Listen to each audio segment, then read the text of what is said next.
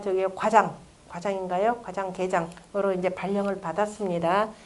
그럼 그 이른바 그 제일 하층이 아니라 그저 하급 관리가 아니라 중간 관리가 돼 있으니까 중간 관리 정도가 돼가지고 내가 지켜야 될 도가 있겠죠. 아마 군자의 도가 있습니다. 그래서 나아갈 때 나아가고 물러갈 때 물러가는 바로 절도를 알아야 된다라고 이렇게 해서 진퇴지절입니다. 다시 말해서 임금님으로부터 총애를 받는다고 그저 계속 올라가다가는 어떻게 사람이 교만해지고 오만해져 가지고 이러면 부정부패를 저지르게 돼 있어요. 그리고 그래서 때가 되면은 그리고 내가 그저 계속 올라가다 보면 주변에 또 질시하는 사람들도 많을 겁니다.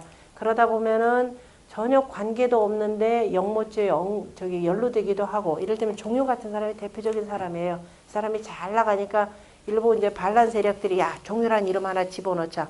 나하고는 관계 없잖아요. 그런데 이게 명단이 발표되면 어떻게 돼요?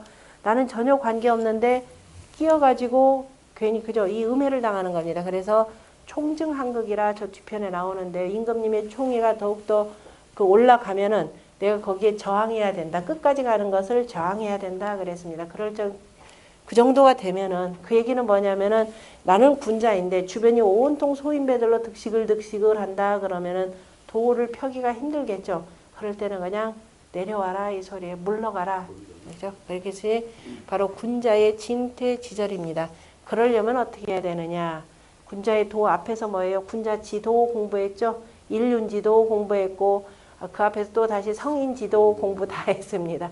그러한 자세를 항상 이 속에다 잘 담아두고 있어야 되는데 그것도 부족하여서 여기서 다시 한번 강조를 하는 겁니다. 적어도 그죠? 나라를 다스리는 그저 이 중간 관리가 되면은 맹가돈소하고 사업영직이라 그랬습니다. 그리고 서억이 중용이면 노겸근칙이라라는 말을 표현했는데요. 맹가라고 하는 사람 바로 맹자입니다. 자, 맹자가 외쳤던 것이 바로 본바탕에 돈독히 하라라는 뜻입니다.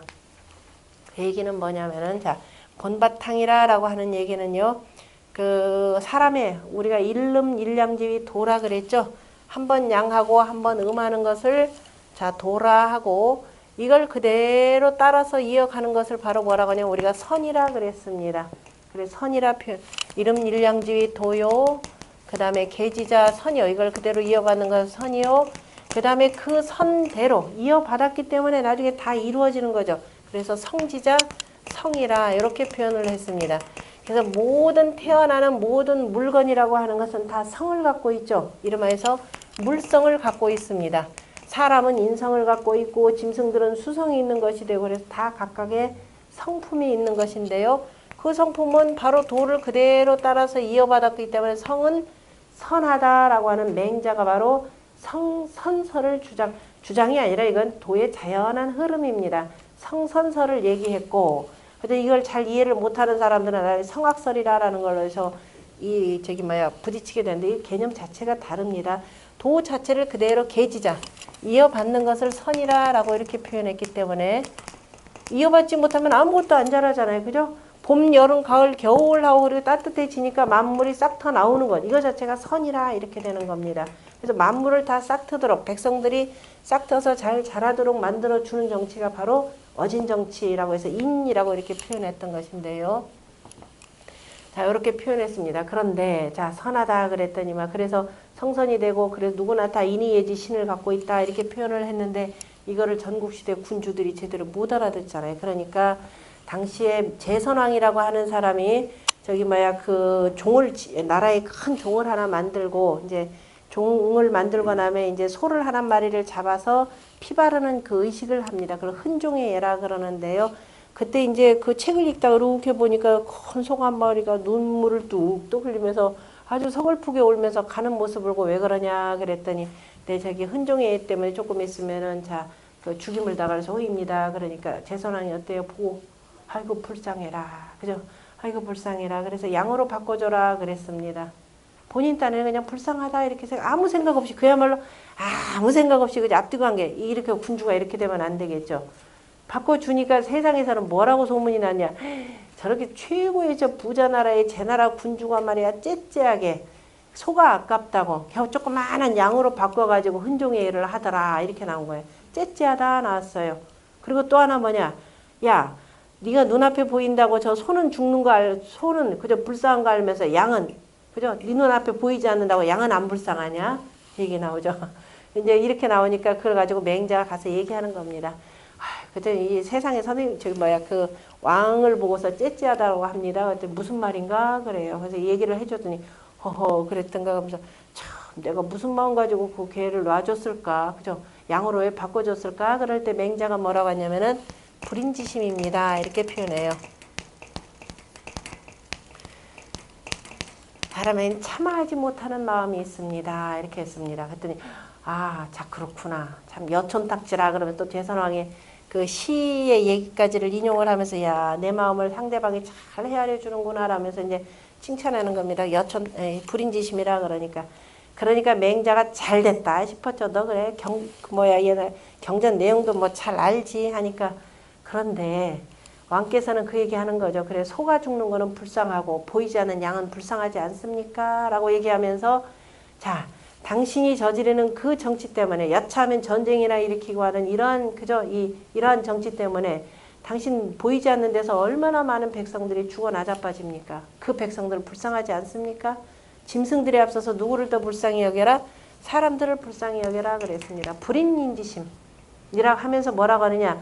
사람이 불인인지심이 없으면 사람을 참아하지 못하는 마음이 없으면 이거 사람도 아니다. 예, 표현합니다. 그것이 뭐냐? 자, 인의예지라는 거 아유 어렵다 그러니까 인의실마리는 뭐다? 자, 사람이라고 하는 건 저거 아이고 저거 어떡하나 아이고 저거 불쌍해서 어떡하나 어린아이가 저 엉금엉금 기어서 조금 있으면 우물로 빠지려고 합니다. 우물 난간이 없는데 그러면 우리가 보고 있다가 아이고 저거 어쩌나 하는 마음에서 가서 얼른 잡아주죠. 그 잡아주려고 할 때 내가 이거를 쟤를 구해주면 쟤네 집 부자지. 저 부모로부터 한턱 크게 받을 텐데. 또 뭐냐면 저 용감한 시민상 해가지고선 상주 표창도 받을 텐데. 아니면은 또 아이고 저런 천하에 죽일 놈 보나. 어린애가 저렇게 지금 사주로 기어 들어가는데 저걸 안 구해줘. 저런 죽일 놈이 있나. 이 욕먹을까 봐. 그래서 구해줬던가요? 다 아니다 그랬습니다. 다 아니죠. 그냥 어떻게 돼. 아이고 저를 어쩌나 이거. 아이고 저 어린애를 그죠. 아직 세상에 꽃도 못 피워봤는데 저거 어떡하나 라는 그 불인 인지심 때문에 그렇다라고 했습니다. 그것이 바로 그래서 사람이라고는 누구나 다 아이고 저를 어쩌나 라고 하는 측은지심이 있다 이렇게 표현했습니다. 지난번 다 했었죠? 다 했으니까 간략하게 말하면 그래서 측은지심은 인지단야라 그랬고 시비지심은 예지단야라 그 다음에 수호지심은 부끄러워하고 미워하는 마음은 의지단야요. 그 다음에 시비지심, 옳고 그름을 누가 가르쳐주지 않았는데 옳고 그름을 구별할 줄 아는 그 마음은 지지단야라 이렇게 표현을 했죠. 만약에 측은지심이 없으면 이거 사람도 아니요. 사양지심이 없으면 사람도 아니요. 수호지심이 없으면 사람도 아니요. 시비지심이 없으면 사람도 아니다 라고 이렇게 표현했죠. 오늘날 전부 다 우리 뭐예요? 사람도 아니죠. 부끄러워하고 미워하는 마음도 미워하는 마음만 있고 부끄러운 마음 없죠. 측은지심 아이 뭐 지가 노력 안 하니까 저렇지. 그죠? 사양지심은 뭐 눈꽃 뜨고 저기 뭐야 찾을래야 찾을 수도 없고 어쨌든 이렇게 표현했습니다. 그래서 맹가의 돈소라고 하는 것은 바로 사덕에 근거한 바로 사단론이라고 보시면 됩니다. 성선설에 근거한 바로 사단론을 얘기하는 것이 되고요. 그래서 군주라고 아니죠. 위정자라고 하는 것은 기본적으로 이것을 알아야 된다라는 겁니다. 이것을 더히 했고 그래서 여기에 나아가서 사람들의 인정에 호소를 해가면서 제발 좀 어진정치하라 라고 하는 것을 깨우쳐 주는 겁니다. 윗사람이 어진정치를 해야 백성들도 다 거기에 교화가 되는 거죠. 그리고 그 다음에 이제 그 벼슬자리에 나아가서 관리로서 누구를 닮아야 되느냐? 사어병직. 사어를 닮아라 이 소리예요. 사어는 자, 고dum을 잡았다라고 하는데요. 사어라고 하는 사람은 누구냐? 당시 위나라 영공 때의 사람입니다. 위나라 영공 때의 사람인데요. 위나라 영공은 그 어린 부인인 남자라고 하는 이 부인이 있었죠. 예, 굉장히 아주 영특한 부인이긴 한데 어쨌든 자, 위령공이 굉장히 이런저런 좀 교활하기도 하고 뭐 어쨌든 아첨하는 사람들을 좋아하는데 당시의 현신이었던 거배곡이라고 하는 사람이 있습니다. 이 거배곡을 등용을 해야 되는데 거배곡은 등용하지 않고 미자라고 하는 그 영신, 그죠? 그 간교한 이 신하를 자꾸 등용을 해요. 그때 사어가 평생도록 자기의 소원이 뭐냐면은 이 거배곡을 등용을 시키는 거예요. 그런데 아무리 얘기해도 이 도대체 영공이 듣지를 않습니다. 그래서 어떻게 하냐. 죽게 되는데 죽는 날 뭐라고 표현했느냐. 자식한테 유언을 남깁니다. 내가 죽거들랑 절대로 염하지 말고 그냥 거적대기에다 둘둘둘 말아가지고 그냥 저 창문 밑에다 두어라 이렇게 유언을 남겨요. 남기면서 이제 그때 상황이 이제 이런 일이 나올 테니까 그럼 내가 어쨌든 한 나라의 최고의 대부이자 재상까지 지낸 사람이 죽으면은 임금님이 반드시 조문을 오겠죠. 임금님이 오면은 저 왜 그랬느냐라고 묻거들랑 여차저차해서 평생 거배곡이라는 인물을 등용을 못 시키고 죽어가지고 내가 참 하늘에 큰 죄를 짓는 것 같다. 그래서 나는 땅속에 묻힐 자격도 없다. 이렇게 얘기를 하라. 이렇게 얘기를 합니다. 그랬더니 아닌 게 아니라 위령공이 조문을 왔죠. 네 아버지 시신 염하지 않고 지금 대체 저기 뭐냐 그랬더니만은 실은 군주께서 여차저차해서 저희 아버님 유언이 이거 평생 그저 이 두루두루 조상뵐 면목도 없다고 해서 그냥 이렇게 두라 그랬습니다. 라고 했죠. 그 위령공이 크게 깨닫고 거배곡을 등용을 했다라고는 합니다. 얼마 못 가서 또 두었겠죠. 어쨌든 이 사어라고 하는 사람은 자기가 죽어서 시신으로 가냈다 그래서 이른바 시간했다 이렇게 표현하기도 합니다. 그만큼 사어라고 하는 사람은 대단히 고든 사람이었다. 그래서 고듬을 잡았다라는 얘기죠. 다시 말해서 자, 이 관리가 되어서는 항상 곧아야 된다라고 했습니다. 곧는데 사어라고 하는 사람은 기본적인 예를 다했죠. 그러니까 임금을 그냥 겁박한 것이 아니라 예를 다해서 했기 때문에 직했고 그래서 공자가 뭐냐면 직이 곧기는 한데 예가 없으면 어떻게 돼요? 사람들을 자꾸 옥죄죠. 그래서 직이 무례면 이것이 즉 뭐다? 교라 이렇게 표현했습니다. 사람들을 자 교살한다, 옥죄한다 이렇게 그냥 목을 죄는 것과 같다라고 했기 때문에 사어라고 하는 사람 바로 예와 고듬을 잘 갖추고 있던 사람이라 이렇게 표현할 수가 있습니다. 이것이 이제 관리가 갖추어야 될 기본 자세가 되는 거죠. 두루 결탁하지 말고 곧아야 되고 그 다음에 사람의 그 본바탕인 불인인지심, 사람을 참아하지 못하는 마음. 그러니까 백성들이 그저 굶어 죽거나 백성들을 전쟁터로 내보내는 이런 일들은 막아야 된다라는 개념에서 맹가돈소라고 표현을 했고요. 그 다음에 바로 사업병직, 관리로서 바로 고듬을 잡아야 된다라고 했네요. 여기까지 저기 파자를 하겠습니다. 맹가라고 하는 것은 바로 누구냐? 맹자의 이름이 되는 거죠. 맹자의 이름이 되고 그 맹자가 공자처럼 그죠? 도를 펴기 위해서 철환주의를 합니다.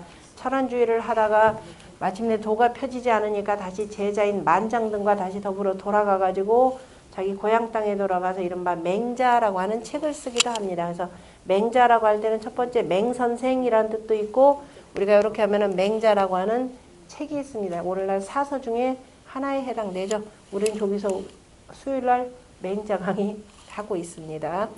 그 맹자이고 자 만맹자가 되니까 자 그릇 명자에다가 아들 자자 있죠. 다시 말해 첫 번째 아들을 낳으면은 집안의 사당에 가서 고한다라는 뜻입니다. 이 맹자의 성은 우리가 노나라 때 맹손씨의 아마 후손이 아닐까라고 이렇게 추론이 되는데요. 정확하게 밝혀진 것은 없습니다. 맹자의 생물연대 다 미정입니다. 그러니까 대체로 맹자 그러면 우리가 뭐 잘 알듯이 맹모 단기라 그래서 어머니가 그저 맹자를 가리키기 위해서 맹자가 중간 정도 공부하다가 포기하고 내려오니까 어떻게 했던가요? 그때 짜고 있던 배틀의 배를 딱 잘라버렸죠. 이렇게 해서 중간 중도 포기하면 아무것도 이룰 수 없다라는 것을 끊임없이 깨우쳤고 오늘 맹모 삼천지교로 해서 더욱더 더 유명해진 인물입니다. 맹모 삼천지교가 오늘날 잘못 발현이 돼 있죠.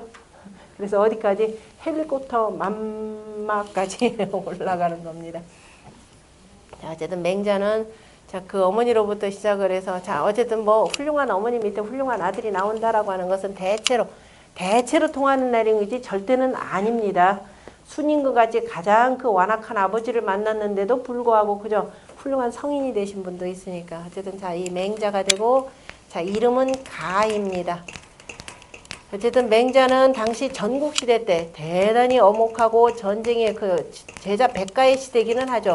전국시대라고 하는 것은 자, 온갖 이론이 난분분하기 때문에 제자 백가의 시대라고도 표현합니다. 각종의 그 이론가들이 다 나오는 거죠. 자라고 하는 건 때 선생님 자자입니다. 모든 선생들 스스로가 스승이라고 자처하는 자들의 온갖 무리들이 여러 가지 백가의 이론들을 냈다라는 뜻인데요. 그 제자 백가들 중에서 가장 탁월하신 분이고 유학 공자의 도를 이으신 분이기도 하죠. 그래서 이제 그 공자처럼 전국시대 때 두루 왕들을 대상으로 해서 철환주의를 시작하지만은 끝내 도를 이루지 못하고 자 어디론가 사라지는데 후대 사라진 그 어떻게 죽었는지를 몰라요. 그래서 아마도 이런 어묵한 시절에 혹시라도 죽임을 당하지 않았을까 아니면은 워낙 세상이 어지러우니까 아예 꽁꽁 숨어버렸던가 아마 둘 중에 하나일 것 같습니다. 그 이름은 가가 되는 거죠. 자 수레에다가 더할 가짜에서 수레 무슨 가짜죠 이게? 멍해 가짜인가요? 무슨 가짜로 돼 있나요 그게? 더. 응? 수레? 수레 무슨가? 저기 높을까 어려울까 올라가기 힘들 가짜가 되는 거죠. 자 수레라고 하는 것은 원래 평지를 이렇게 가야 되는데 그죠? 가야 되는데 가할까 가능할까 하면 약간 언덕으로 올라갈 때 그 조금 어려운데 거기 정확한 뜻은 거기 보면은 첫 번째 줄에 보면 가짜를 접충야라 이렇게 돼 있죠. 수레에 그 굴대를 붙인 것이라 라고 이렇게 되어 있습니다. 그래서 이제 그 힘을 좀 단단히 받기 위해서 요 가짜는 언덕 가짜에서 아자를 떼고 요것만 붙인 걸로 이렇게 봅니다. 그래서 언덕을 올라갈 때 자 이렇게 힘을 받게 만드는 장치라 이렇게 보시면 돼요. 그래서 힘들가라는 개념으로도 썼고요. 그 다음에 돈자라고 하는 것은 돈독히 한다라고 하는 돈자는 뭐냐면 제사 지낼 향자죠.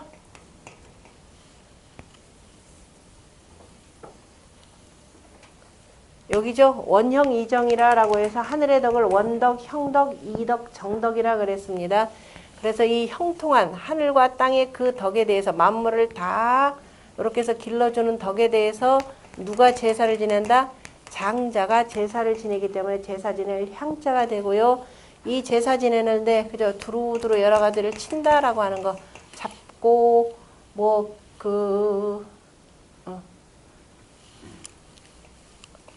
칠복자 제사지기에 앞서서 먼저 뭐 하느냐면은 점을 쳐서 제사 날짜를 받습니다. 그래서 그 돈독히 한다라는 이런 뜻이죠. 그 지극정성한 마음으로 제사 지낼 준비를 한다라는 뜻에서 돈자가 되고요. 그 다음에 소라고 하는 것은 자 실을 이제 막 생사를 막 이제 뽑아내서 실구리에다 감아놓은 거죠. 실구리에다 감아놓은 글자이기 때문에 막 생사를 뽑아내서 감아놓은 것은 아직 염색을 하지 않았기 때문에 희다라는 뜻입니다. 희다라는 뜻으로도 쓰고 그래서 아직 염색 안 하지 않았기 때문에 본바탕이라는 뜻으로 쓰이죠. 그 다음에 우리가 회사호소라는 말이 있는데요. 모든 그 수를 놓거나 염색하는 일, 그림 그리는 일은, 그죠? 그림 그리는 일은 본바탕이 깨끗한 뒤에, 깨끗한 위에 해야 된다라는 뜻입니다. 우리가 벽화를 그리거나 할 때도 옛날에 보면 무덤 안에 벽화 그릴 때도 먼저 바탕을 뭘로 해놓고 회벽칠을 먼저 해놔야 되죠. 깨끗하게 회벽칠을 하고 난 뒤에 그 다음에 그림 그리는 일을 한다라고 했습니다. 다시 말해서 우리가 뭘 꾸민다 하더라도 본바탕 마음부터 먼저 닦아야지 겉을 아무리 꾸며도 소용없다라는 뜻이기도 하죠. 그 다음에 사어병직의 사어라고 하는 사람 이 사어에 대해서는 그래서 공자가 뭐라고 했냐 거기도 표현했지만은 나라에 도가 있을 때도 얼마나 고드냐면은 공자가 여시와 같다. 나라에 도가 있어도 화살과 같았고 나라에 도가 없어도 화살과 같았다. 다시 말해서 곧게 간을 했다라고 이렇게 표현을 했습니다. 그래서 여시라고 하는 말을 종효는 바로 병직 이렇게 표현을 했던 내용입니다. 반면에 사어가 그 천거하려고 했던 거배곡에 대해서는 공자가 뭐라고 나오느냐면 나라에 도가 있으면은 나와서 도를 펴고 나라에 도가 없으면은 그냥 말아서 숨었다. 그죠? 이거를 두루두루 말고 어딘가 은둔했다라고 이렇게 표현한 사람이 거배곡입니다. 공자가 위나라에 가셨을 때 위나라에 가서 늘 머문 집이 바로 그 거배곡이라고 하는 사람이 집입니다. 그만큼 덕이 높았던 사람이고요. 그 거배곡과 관련해서는 하나만 얘기하고 끝내야 되겠구나. 거배곡은 자, 이 노자, 장자에도 나오는데요. 거배곡은 나이 50이 되었을 때, 나이 50이 되어서 비로소 깨달았는데, 지난 49년간의 잘못된 일들, 40년 동안에, 그죠? 49년 동안에 잘못된 일을 깨달았고, 그 다음에 60이 되어서 알면서, 그래서 깨닫고, 60이 될 때까지 그 일을 행했고, 그래서 마침내 교화가 되었다라고 하는 유명한 말이 있는데, 그거는 하나 써드릴게요. 행년 52. 거배곡에 대해서는 행년 52. 지 49지 비. 49지 비하고 49지가 아니라 49년자가 들어가야 되겠네. 49년지 비하고 그 다음에 행 60.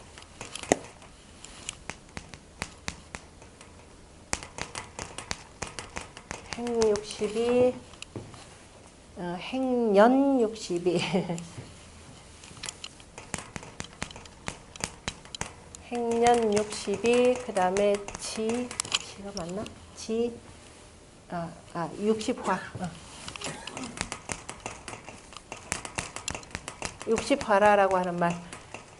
제가 이 써드리는 이유는 지금 내가 이 나이에 공부해서 뭐 하랴가 아니라 아무 때 깨닫는 것이 중요합니다.